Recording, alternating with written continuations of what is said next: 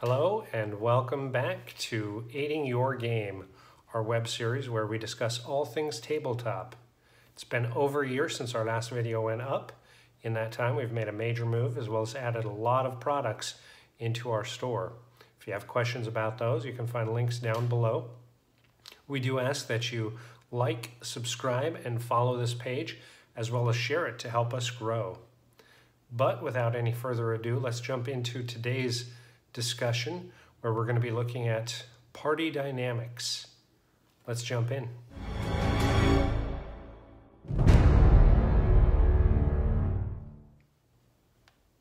Party dynamics are really important both for the players as well as the DM, just because it offers so much information that doesn't really have to be steered or regulated by the game master.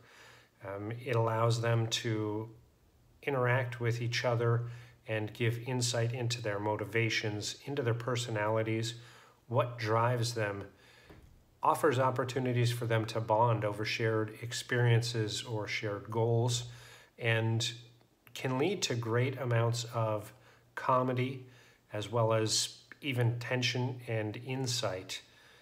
For the DM, it's very important as your players are doing their dynamic interactions to really sit back and let it unfold, and of course take notes, because through the player interactions as their characters, you can garner a lot of opportunity for future storytelling, how to weave in some of their backstories, and it can be a great way to find plot devices as the characters are talking about their backstories, even just their backgrounds. Delving into this a little bit, we're going to look at an example of what I feel and several on the page here feel are a great adventuring party. And this is an older movie that goes back quite a ways, really more in the realm of sword and sorcery, but we're going to do party dynamics based on Conan the Destroyer, the movie.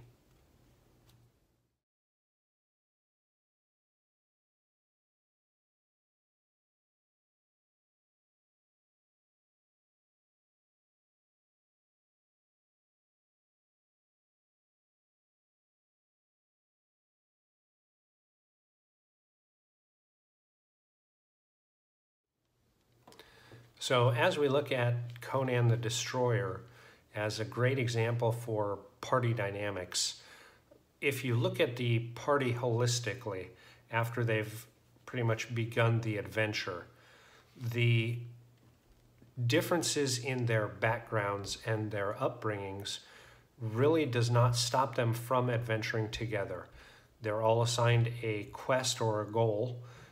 They all are bought in for different reasons, and yet they all move forward toward the goal because the goal is their shared commonality. During the adventuring time, of course, there are many opportunities for them to interact with each other as well as their surroundings. Starting with, I would guess, the star of the show, or the primary protagonist, is Conan, who through his background, his goal is to complete the quest so he can have a loved person resurrected. So that's his driving force. That's why he wants to complete the quest. So it's a bit selfish in one regard, but for love, that's why he's taking on the quest and why he's, I guess, leading the party through. Moving on to Melik, he is the blundering thief, which is an oddity for the thief. Of course, everybody knows in fantasy RPGs especially, the thief is a very lithe and shadowy figure who is an expert at picking locks and sneaking around, and Melik just throws that out the window. He is very bumbling, and kind of taking that aspect of the character and putting it on its head is the comic relief. With his interactions, they're not subtle, They're not graceful, but it's funny. And because the character doesn't realize he's a bumbling fool, the process of him going through the adventure is also he's following Conan, who he's been adventuring with prior to the start of the campaign or the quest, but he really feels that his skills as a master thief are going to become vital, which in some aspects they do. Moving next, Conan knows in the adventuring party they're going to fight a wizard, so he knows he needs magic on his side as well, so he recruits Mako. Mako is a very accomplished and capable wizard in the low magic realm of Conan. And Mako not only gives guidance and support to Conan and party, but because of his studies and his ability to take time reading and learning during the adventure, he finds the, I don't want to do too many spoilers, but he finds the flaw in the quest and probable dark outcomes if they complete the quest that they're assigned. So while he's cautious, he still supports the quest to complete the goal. This character comes in because he owes Conan, has helped him in the past, and Conan and party save him from possible doom as they go to recruit him. So he's on board. The interactions with him and some of the others, while not as comedic as with the bumbling thief, are a little more subtle, and the interactions between him and some of the other party members don't take a front stage, let's say, but he's kind of off in the background watching and listening and offering advice when he feels it's impactful to the group, himself, and Conan. Zula is another warrior that they kind of save on the road, and she follows them to repay a debt. So her background could be some type of a criminal, possibly a barbarian, because she is deemed a savage, raider. However, overall, the majority of the party overlooks it because it's another warrior who kind of swears allegiance. And although some of the party members don't trust Zulu, they're willing to overlook the past and perceived background and to let her weapons do the talking and show that she gives the party support. On her end, she is very quiet for the most part to the group, untrusting, of course, of the advances of the bumbling thief. She views Jenna as kind of innocent and in over her head in some ways, but really respects Conan primarily, especially for taking the opportunity and saving her life. So there again, it's a complete different background from the other characters, but ultimately they form the group and begin adventuring. So two other members of the adventuring party are Jenna and Bambata. If you're looking at this from high fantasy such as Dungeons and Dragons, one could almost argue that these are NPCs, DM-run characters possibly. But because they're part of the adventuring group, we're going to include them in kind of our review of the adventuring group. So Jenna is kind of the innocent youth who knows she has a destiny and has to complete this task. She doesn't know why, she just knows it's part of her destiny and she has to do it. As she's been raised to complete this quest. Beyond that, she has no scope. She thinks once the quest is done, great things will follow. And so there is a naivety about her. However, she again, is there to complete the quest with the party. Now, one could say because she is naive, she also has that spoiled childhood, possibly noble background, where she kind of feels she shouldn't be questioned, she should be the leader, everybody should look to her for direction and advice because she knows the way. She's been raised to complete the quest. However, she does still take a lot of backseat to Conan in that he is the formidable point of the spear, and she understands, even grudgingly, that he is there to kind of make sure everything goes right. So while she's supposed to be the leader of the party, throughout the story, multiple people take that leadership role, which in any good campaign should happen. There are times when each of the characters should have their moments to shine and show their leadership opportunities for them to get somebody out of a pickle or get past an obstacle or save the person in need. Everybody should have that opportunity where they're kind of the de facto leader. For Bambata, he's also part of the party, but he was instructed by the queen to make sure that only he and Jenna returns after the quest. So while he will make sure the party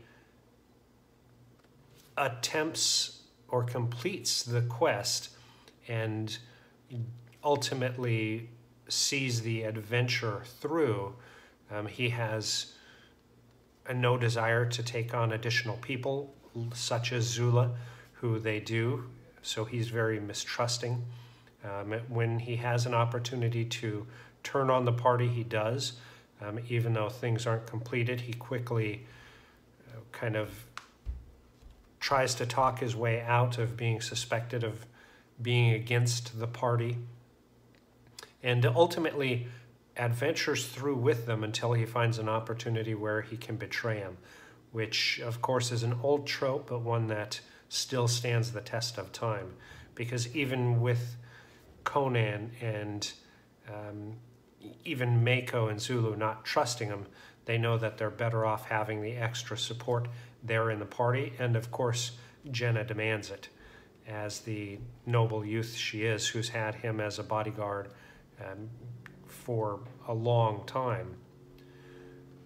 Some of the interesting parts about the adventuring party are their interactions with each other in what's considered downtime.